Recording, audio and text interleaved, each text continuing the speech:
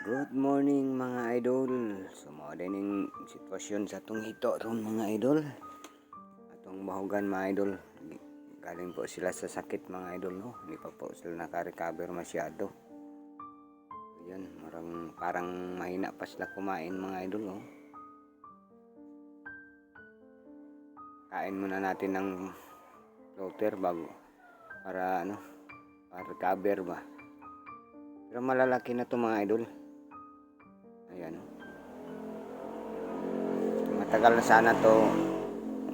sana to harvestin mga idol kaso hindi pa tayo naka-schedule.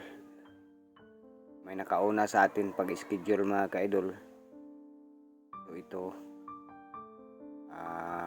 hintayin muna natin sa atin na yung schedule bago natin harvestin to. Galing to sa sakit mga idol. Tinamaan to ng sakit ang isda natin. So, konti lang yung pakain muna natin. Hindi pa sila naka-recover masyado yung ating mga hito mga idol. So ganito pag recover pa yung hito isda natin. Huwag muna natin damihin pagpakain.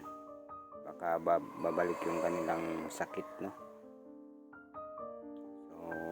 Unti-untiin natin magpakain mga idol, unti-unti lang muna.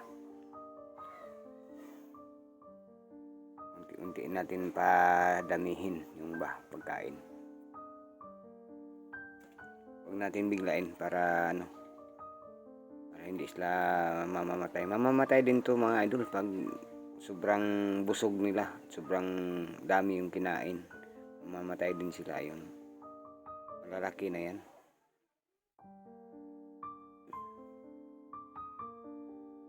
Pero yung iba dito mga idol hindi pa kumakain. Hindi pa lang yung kumakain. Galing po sila sa sakit. Galing po sila tinamaan ng virus nila mga idol. Para din lang tong magtanim tayo ng kahit anong itatanim natin. May mga piste na darating sa mga tanim natin. Kaya din ng tanim natin to mga idol. So, maraming salamat sa panonood.